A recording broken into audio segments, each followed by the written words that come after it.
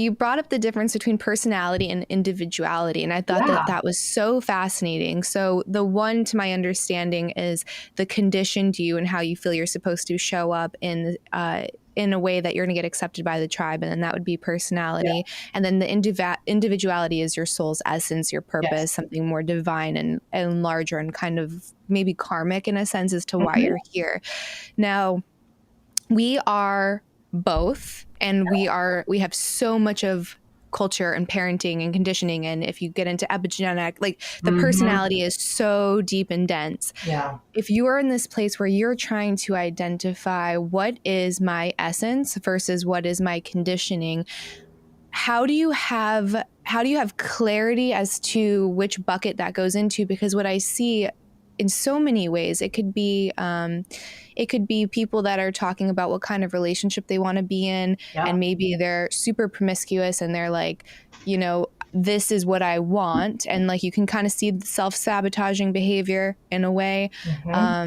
But from afar, it's like everything's 20/20 hindsight. You're like, well, actually, this is kind of maybe why you're making these decisions, but you can't tell the person that. Another one was you made a post with your race car driving. And I thought that was so great because you can do the same thing, but the energy going into it makes all the difference. So I guess long-winded question is, how do you distinguish between that personality and the individuality? So the quick answer is, from my experience, it is very difficult to find your individuality. One might say the authentic, true essence of your soul and how it expresses in behavior now. It's very hard to find that if you are swimming in your old survival stress and in your old traumas and in your old attachment wounds that aren't even old because they're with you right now.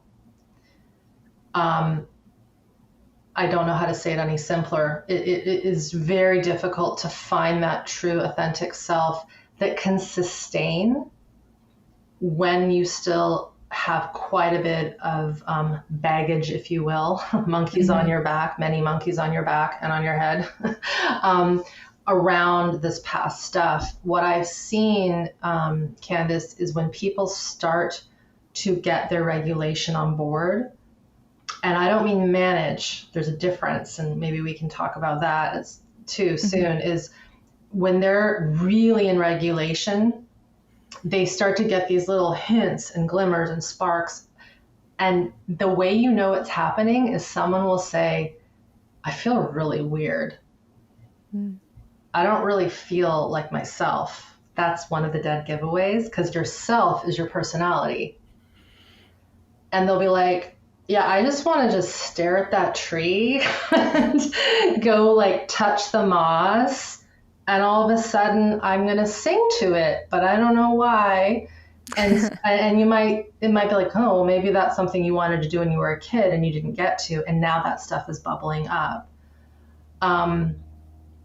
So that is how I think, from what I've seen, you start to unravel and find, because it's there. It's there. It's just, and this is what Casey was so great with. I was just reading him he's like my Bible. I read his books every night before I go to bed.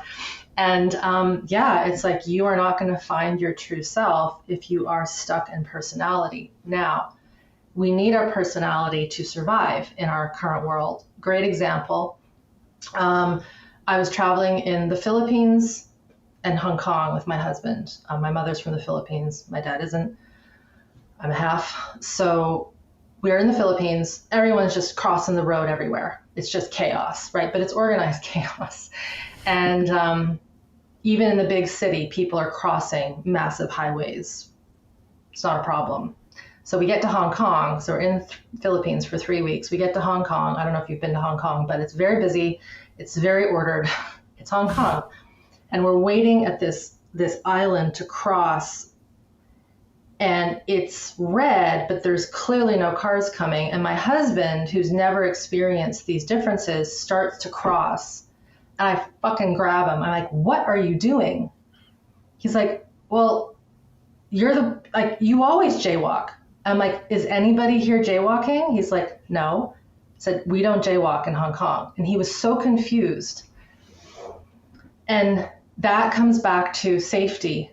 Like, it is not conducive to my safety in this foreign city to go with how I want to in my individuality, where I would cross the street if I was in Vancouver or in New York City or wherever. Like, you just wouldn't even do that in Switzerland, because it's like, you just don't do that. So that's one example of where sometimes you have to bring in the radar of, we don't do that here. Mm. And that's where there's this fine balance, I think, between manners and what's proper and societal decencies. But then if you can't let go of that when you're in the comfort of your own home, like I mentioned, walking around naked, if you can't let out gas and burp without having to say, excuse me, in your own home, something's not right. And we teach kids to do that, right? As opposed to, this is a normal biological process. I'm not going to make a joke about it, because God only knows guys love to joke about gas, and girls do too. But it's like, can it just happen without shame, pure biology, and then back to the authenticity, individuality. Another thing that people will say, Candice, when people start to get more regulated, real regulation, is they'll say, I feel human. They'll say that. I actually feel human. And then they go, I don't know what that means, but I actually feel like I'm human. And if we really think about what a human is, without the survival and without the trauma, we are the most magnificent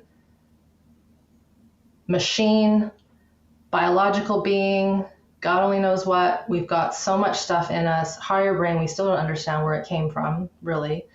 And then we have this mammalian physiology that is still being driven by survival mechanisms that we still haven't perfected, and we're messing up because of how we child rear, right? And so all these things kind of go into one big kind of pot.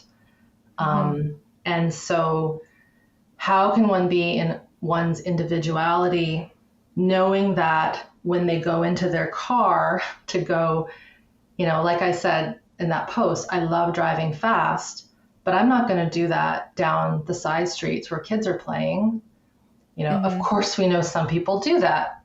They're not thinking about the other people. And so it's like this really interesting balance to find that expression of who you really are, but still fit into society and play by the rules.